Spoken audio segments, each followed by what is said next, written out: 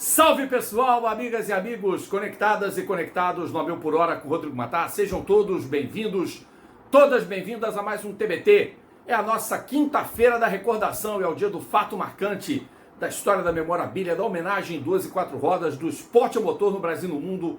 Qualquer história que vale a pena ser lembrada, independentemente da data, a gente traz toda quinta-feira aqui no canal. Mas, logicamente, pela proximidade da data, cabe a lembrança de ter acontecido mais ou menos nessa época, só que há 36 anos, não é especificamente uma data redonda, mas é bom recordar, é sempre bom lembrar, que tivemos em 26 de março de 89 a última corrida de Fórmula 1 no Rio de Janeiro.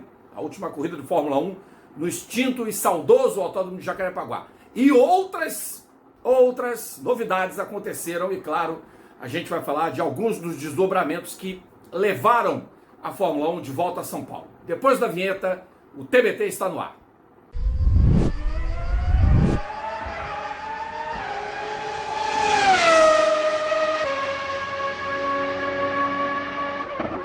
É isso, aqui o seu anfitrião Rodrigo Matar, trazendo para vocês toda quinta-feira alguma recordação do esporte a motor em 2 e 4 rodas no Brasil e no mundo, como frisei no nosso Abre. E aí você se pergunta, como posso ajudar o 1000 por hora com o Rodrigo Matar a crescer? Simples, inscrevendo-se, deixando seu joinha, ativando o sininho para receber as nossas notificações de conteúdo, se inscrevendo no clube de membros, que tem planos a partir de R$ 2,99. O plano Zelton é o mais barato, tem o Interlagos, tem o Monza, tem o Spa-Francorchamps e tem o Le Mans, que é o plano um pouquinho mais alto. Claro, se você quiser colaborar com mais, toda ajuda é bem-vinda. Um valeu demais também cabe muito. A gente recebeu um de R$ 25 no vídeo sobre o Yuki Tsunoda na Red Bull para a partir do Grande Prêmio do Japão. Muito legal a participação do público que mandou R$ 25, o espectador que mandou R$ 25 de valeu demais. Mas você pode também mandar um Pix, ó, tem o QR Code aqui, tá? Ou então, se você preferir, o código CPF está na descrição do vídeo. Então é isso, galera. Grande Prêmio do Brasil. Pois é, tantas recordações que o GP do Brasil me trouxe em toda a minha vida, né, de automobilista, toda a minha vida de gearhead. E começando com o segundo lugar do Emerson Fittipaldi, em 78, que é inesquecível. Fora as vitórias do Nelson em 82 e 83, sendo que aquela de 82 ele ganha, mas não leva. Tem 81, aquela desilusão toda. E claro, com a Maxi, desvalorização da moeda e o Cruzeiro muito decadente em 84, eu deixei de ir ao Grande Prêmio do Brasil. Então passei a ser um mero espectador, né? Meu pai não tinha carro, então pra gente ir para os testes de pneus, por exemplo, que poderíamos ter ido, era algo distante da minha realidade, mesmo sendo época de férias, com toda a pressão familiar existente, meus pais separados, aquela coisa toda, ficava difícil, por exemplo, eu pegar 2 ônibus ou 3 ônibus e ir de Ramos, onde eu morava, até Jacarepaguá, que é uma região muito distante do Rio de Janeiro. Hoje chamam de Barra Olímpica, né? Aquele trecho do extinto Autódromo de Jacarepaguá. Aliás, a gente continua esperando, né, seu Eduardo Paz, né, seu Carlos Caiado? Quando é que vocês vão fazer a pista substituta de Jacarepaguá, né? Já se passaram 12 anos de subindo e nada. E nada de Autódromo do Rio de Janeiro. Vocês vão continuar com essa conversinha até quando, né? Daqui a pouco vai ter vídeo específico só cobrando vocês dessa palhaçada. Mas voltando a 1989, há 36 anos, como era habitual desde 1983, quando a temporada começou no Brasil, e desde então se passava por aqui para testes de pneus, que era um termômetro, né, das performances dos compostos Goodyear e Pirelli, que eram desenvolvidos pelas equipes. Em 89 a Pirelli voltou para o jogo, a Goodyear ficou como fornecedora sozinha por 2 temporadas, se não me engano, 87 e 88. Depois de 89 a Pirelli voltou. E aí era também o retorno de uma Fórmula 1 naturalmente aspirada. Eram motores sem turbo ou sem compressor. Que a Fórmula 1 começou com unidades com compressores nos anos 1950. O regulamento já permitiu os motores turbo, mas essa experiência só se tornou válida através da Renault em 77. Em 83 o Piquet venceu o primeiro campeonato com um carro de motor turbo, foi o primeiro carro turbo campeão, o Brabham BMW BT52. Em 86 já não havia mais motor aspirado algum na Fórmula 1. E em 87, gradativamente, a categoria volta aos motores de aspiração normal. Esse talvez tenha sido um dos raros acertos técnicos da FIA nas mãos do Jean-Marie Balestre. Então, ao trazer a Fórmula 1 para o conceito do motor aspirado, ele reabriu a categoria para as equipes pequenas, as equipes nanicas, que estavam afastadas da categoria. Então, se a gente tinha a capacidade máxima de grid em 86, que era de 26 carros, eventualmente largavam 27, por uma deferência do organizador, a partir de 1989, com o advento de novas escuderias, algumas delas já estreando desde 88, nós tínhamos 39 carros para 26 vagas. Ressuscitava-se a pré-classificação, que aconteceu raras vezes em 77, algumas vezes em 78, que também tínhamos um critério de não inscrição na Associação de Construtores para algumas equipes, que eram equipes não oficiais ou construtores novos na Fórmula 1, e essa pré-classificação era usada para limar alguns carros no GP de Mônaco, porque em Monte Carlo se trabalhava com uma limitação de 26 carros por treino para disputa de 20 vagas. E isso mudou também a partir de 87, quando o Grande Prêmio de Mônaco voltou a aceitar mais do que 20 carros no grid. Largaram, se não me engano, 24 na corrida de 87. E em 88 seria o primeiro GP com 26 carros, dentro da nova premissa da FIA, dentro do novo regulamento esportivo da Fórmula 1, de manter o mesmo grid para todas as provas da categoria. Não fazia nenhum sentido, segundo diziam, apenas em Mônaco o grid ser de 20 por questões de segurança. Isso só foi mudado porque até 73 podia mais do que 20, em 75 foram 18 e depois fixados de 76 até 1986 em 20 carros. Voltando ao assunto que nos interessa, no campeonato de 89, com a volta dos motores aspirados, entraram dezenas de equipes, outros pilotos que estavam lá na Fórmula 3000 e não estavam tão laureados, mas acabaram vindo porque havia vagas, mas eram mais carros do que vagas, né? Então era uma situação bem complicada com a qual as equipes teriam que enfrentar, especialmente aquelas que apostavam em carros novos, em pilotos novos, em duplas novas, em propostas de equipamento completamente novas, como era o caso da Zack Speed, que tinha um motor in-house, fez um contrato com a Yamaha e quebrou a cara, porque era um dos piores motores da Fórmula 1 da época. Mal debitava 560 cavalos de potência. Em contrapartida, havia os motores multicilindros, marcando a volta da Renault, a volta da Ferrari aos 12 cilindros, a estreia da Lamborghini, cacifada por Lee Iacocca, o antigo engenheiro da Ford, que contratou Mauro Forghieri para desenhar seu propulsor, e a Honda, a poderosa montadora oriental, campeã com Piquet, campeã com Senna, nos últimos anos de motores turbo, 87 e 88, e que trazia um motor multicilindros também, além da Renault, chefiada por Bernard Judot e Christian Kontzen. E entre os motores 8 cilindros, além da proposta do Yamaha, havia as unidades Judd, baseadas num bloco Honda de Fórmula Indy, e também o tradicionalíssimo motor Cosworth, com a Benetton sendo eleita a equipe oficial de fábrica. E assim como uma Fórmula 1 com propostas completamente novas de chassi, de aerodinâmica, de carros com dianteiras extremamente afiladas, seguindo uma proposta inicial ditada por Adrian Newey e também por Gustav Brunner, que foram os primeiros projetistas a fazer carros com frentes muito agressivas, né, e tornando os carros cada vez mais estreitos para melhorar o coeficiente aerodinâmico. O campeonato de 89 começava em Jacarepaguá. E a grande novidade para aquele ano era a introdução de uma transmissão semiautomática na Ferrari. Essa transmissão semiautomática funcionava através do uso de borboletas, de um sistema que hoje é o pai do pedal shift. Hoje praticamente todo carro de competição trabalha com a mudança de marchas atrás do volante.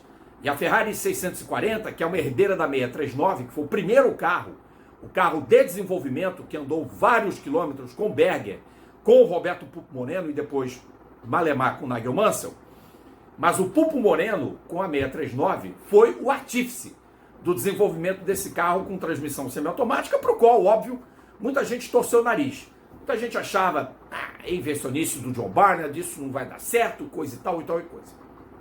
E a Ferrari também tinha um perfil de bico de pato, na dianteira era um carro até bastante elegante, e contrastando com os outros Fórmula 1 já do regulamento de 89, porque nem todos estavam nessa regra, Coloni ainda mantinha o carro sem o periscópio, a Ferrari não tinha entrada de ar ainda desenhada como passou a ter em determinado momento do campeonato. As entradas eram bem à altura do Santo Antônio, nas laterais dos capacetes do Berger e do Mansell, que eram os pilotos titulares. O Mansell tinha aceitado a oferta que a Ferrari lhe fizera para ser o sucessor do Michele Alboreto no carro número 27, e o 27, um número icônico da Ferrari. O Mansell foi lá e sentou a botina. E aí, para essa corrida, o Ayrton Senna largou da pole position e logo na largada houve uma refrega, porque ele partiu mal, e próximos a ele estavam o Riccardo Patrese, que queria quebrar o recorde de largadas que ele dividia de 176 corridas com o Granville e com o Jacques Laffite, e o Gerhard Berger, que era amigo do Ayrton Senna e continuou sendo até o fim da vida do piloto brasileiro, amigo pessoal mesmo, de intimidade e tudo mais. E houve uma colisão entre os carros do Berger e do Senna, os dois levaram a pior. O Berger foi o primeiro piloto que abandonou, depois o Luiz Pérez Sala, numa outra situação no meio do pelotão, bateu também, mas o Senna perdeu 3 voltas nessa brincadeira. E aí o Patrese foi para a liderança, com Mansell em segundo, Prost em terceiro. O Piquet quebrou cedo também, teve um problema mecânico com a Lotus Judd, Lotus sem motores Honda, para a temporada de 1989. O Piquet ia sofrer um bocado com esse carro, embora tivesse embolsando muita grana, porque a Camel, o grupo tabaqueiro RJ Reynolds, desembolsou bom dinheiro para o Nelson ser piloto da Lotus em 88. O contrato foi vigente até o final. Depois o Nelson, a meio do ano, já no GP da Itália, estava acertado com a Benetton. E aí, naquela quebradeira toda, a corrida foi indo e, numa determinada altura, o Mansell ultrapassa o Patrese e pega a ponta. É a primeira vez que o Mansell assume a ponta no Grande Prêmio do Brasil, isso na altura da 12ª volta. Ele lidera até a volta 20, quando tem que fazer a primeira parada, e quem pega a ponta é o Prost, que tinha feito um pit stop na volta 17.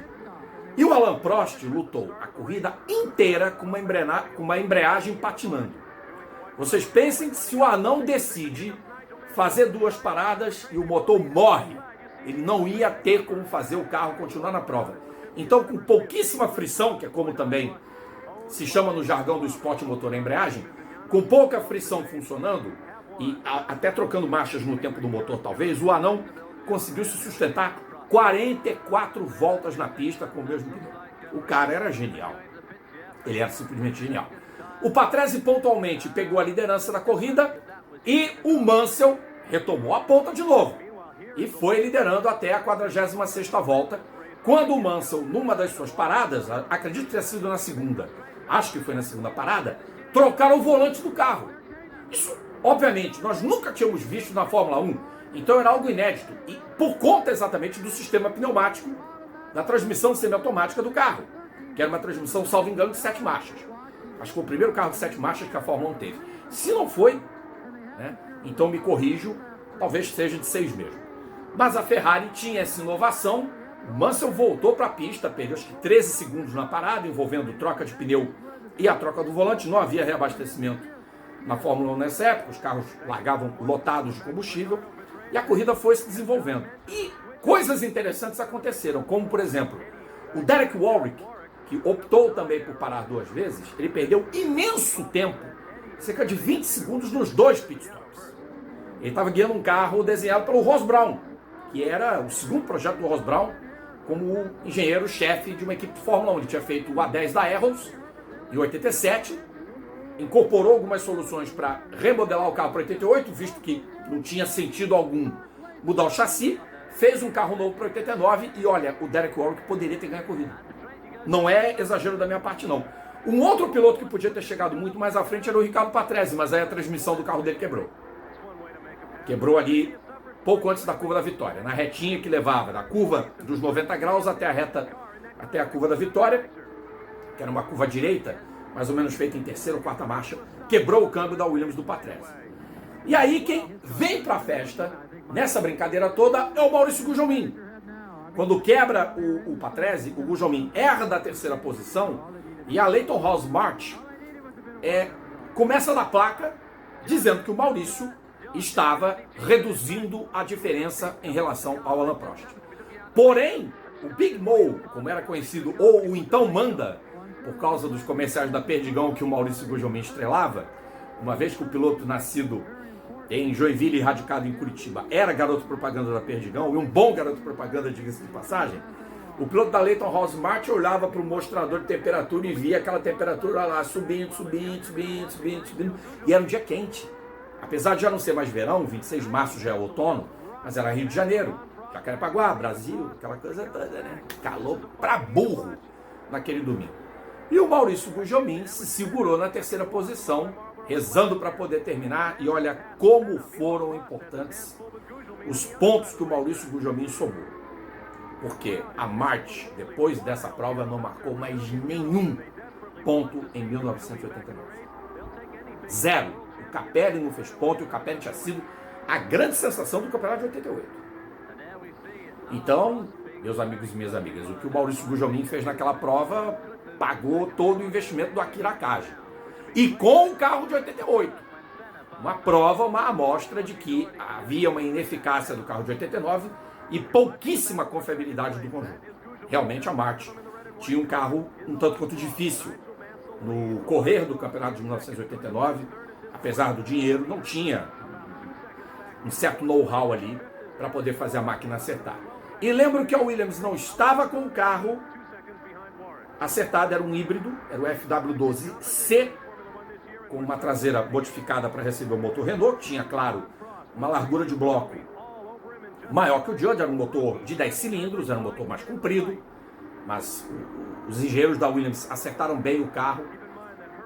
A Benetton não estava com o carro de 89 ainda e fez pontos, foi inclusive a única equipe que pontuou com os seus dois pilotos, com o Johnny Herbert, que mesmo com as pernas quebradas depois de um acidente pavoroso provocado pelo Gregor Wojtek, chegou em quarto, e o Alessandro Nannini foi sexto. O pódio, lógico, Mansell, o grande vencedor, Prost, Gugelmin, e o Mansell ainda... O Mansell ainda conseguiu cortar um dedo na mão ao pegar o troféu, a base, arrancou um pedaço, um bife do dedo do Nigel Mansell. Ê, Leão! Impressionante o tal de Nigel Mansell, vou te contar, né? E o Ayrton Senna, apesar de tudo, ainda conseguiu terminar a corrida, mas não pontuou. Conseguiu recuperar uma das voltas, estava 3 voltas atrasado, terminou 2 voltas atrás. Acho que foi 11º colocado, salvo engano, 11º colocado. Não chegou a tanto, além disso não. E, evidentemente, que o Ayrton ainda teria que esperar um pouco mais para ganhar o seu primeiro GP do Brasil. Ganhou em 91, a primeira corrida que ele venceu aqui, na sua terra natal, mas não no Rio de Janeiro. No Rio de Janeiro, o Ayrton Senna teve um segundo lugar apenas como o seu melhor resultado. Ele quebrou na estreia em 84, abandonou em 85, foi segundo em 86, quebrou em 87, dequei em 88 e não terminou entre os 6 primeiros em 89. Cumpriu a prova, mas não marcou pontos. E esse foi o começo de um campeonato que depois teria todas aquelas polêmicas envolvendo Prost, Senna, McLaren, negócio de acordo, incêndio do carro do Berger em San Marino, o Senna querendo enfiar o minuto do Prost em Mônaco. Coisas inacreditáveis aconteceram naquela temporada. Minardi liderando, o Onyx no pódio, Brabham no pódio, Piquet fazendo uma corrida para calar o James Hunt em Silverstone, Montreal Aquática com o Butsen ganhando, Adelaide, com aquela corrida em que o Nakajima fez melhor volta, Suzuka numa decisão épica e polêmica de temporada de 89, Prost ganhando em Monza, entregando o troféu para a Ferrari, a cagada do Mansell em Portugal. Que ano que foi 1989? Que ano? Olha, quisera eu que a Fórmula 1 tivesse tantas variáveis numa temporada quanto aquela de 89. Muito embora a gente saiba que ali houve uma hegemonia, né? Tanto quanto em 88, só que em caráter menor, mas houve uma hegemonia da McLaren. A McLaren era a equipe a ser superada. Será que em 2025 ela também será a equipe a ser superada? Parece que sim. Bom, a gente não pode também deixar de falar dos motivos pelos quais o Grande Prêmio do Brasil passou de Jacarepaguá, passou do Rio de Janeiro para Interlagos, São Paulo.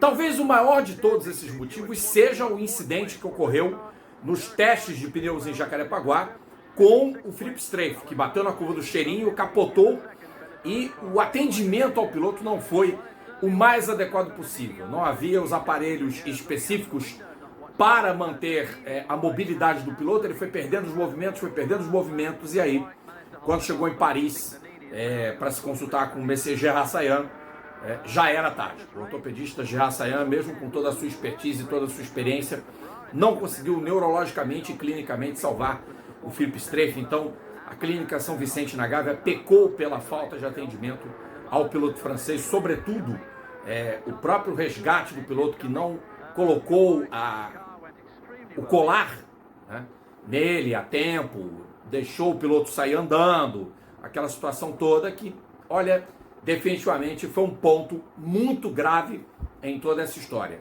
Não obstante tudo isso, havia também Marcelo Alencar, que vinha a ser o prefeito do Rio de Janeiro daquela ocasião, mais conhecido pela alcunha de Velho Barreiro. Entendedores entenderão por que Marcelo Alencar era alcunhado Velho Barreiro.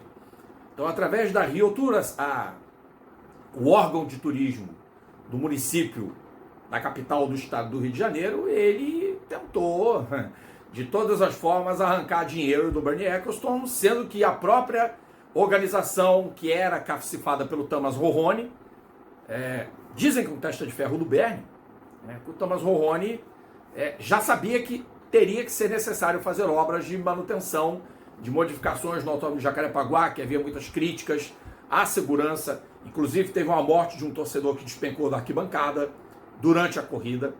O filho desse torcedor não soube o que aconteceu com o pai, assistiu o resto da prova cercado por policiais. Foi uma cena terrível para quem viu, lamentável sob todos os aspectos. E isso motivaria Bernie Ecclestone a disparar um telefone para Piero Ganci, o então presidente da CBA, a Confederação Brasileira de Automobilismo, para comunicar que o Grande Prêmio do Brasil estaria cancelado para 1990. Que por falta de garantias não haveria corrida, por falta de autódromo. E a solução foi Piero Ganci se socorrer da prefeita de São Paulo, Dona Luísa Erundina. Luísa Erundina, com a ajuda de Ayrton Senna, com a ajuda de empreiteira e com a ajuda da Shell, salvou o Grande Prêmio do Brasil de Fórmula 1. Então, meus amigos e minhas amigas, tiveram algumas razões pelas quais perdemos a Fórmula 1 no Brasil. Depois teríamos a MotoGP, teríamos a Fórmula Indy, perdemos ambas, também por causa de um outro prefeito, não o Velho Barreiro, mas um herdeiro político dele, um tal de César Epitácio Maia, de quem não tenho a melhor lembrança da vida, e seu Eduardo Paes, seu Carlos Caiado, principalmente seu Eduardo Paes. O senhor prometeu, né, um autódromo novo, já faz muito tempo. Veio a farsa de Deodoro, você combateu e tal e coisa, beleza, achei legal. Mas cadê a nova pista? Urge um autódromo no Rio de Janeiro. Uma cidade como esta não pode deixar de ter autódromo. Não importa se hoje talvez as pessoas não queiram, ou se existe alguém que seja contra, mas não pode deixar de ter. Não pode deixar de ter, sabe por quê, Eduardo Paes? Porque você perde em divisa para o estado e para o município. Você perde receita, você perde renda, você perde movimentação de bares, restaurantes, hotéis, como é no carnaval. Por que os eventos esportivos não atrairiam consumo ao Rio de Janeiro? Pensem nisso. Senhor vereador Carlos Caiado e senhor prefeito Eduardo Paes. Pensem muito bem nessa ideia de realmente fazer acontecer a pista do Rio de Janeiro. Ah, e como curiosidade, vocês sabem para quem que o GP do Brasil entregou a sua transmissão de encerramento? Para Fausto Silva. Era a primeira vez que o Domingão do Faustão passava na TV Globo, 26 de março de 1989. Ele já tinha estreado no Carnaval, né, fazendo Camarote do Faustão, mas o programa mesmo só entrou no ar em 26 de março de 89. Então é isso, galera. Na próxima quinta-feira estamos de volta com mais um TBT aqui no A Mil por Hora com o Rodrigo Matar. Espero que vocês tenham gostado. Tchau, um abraço.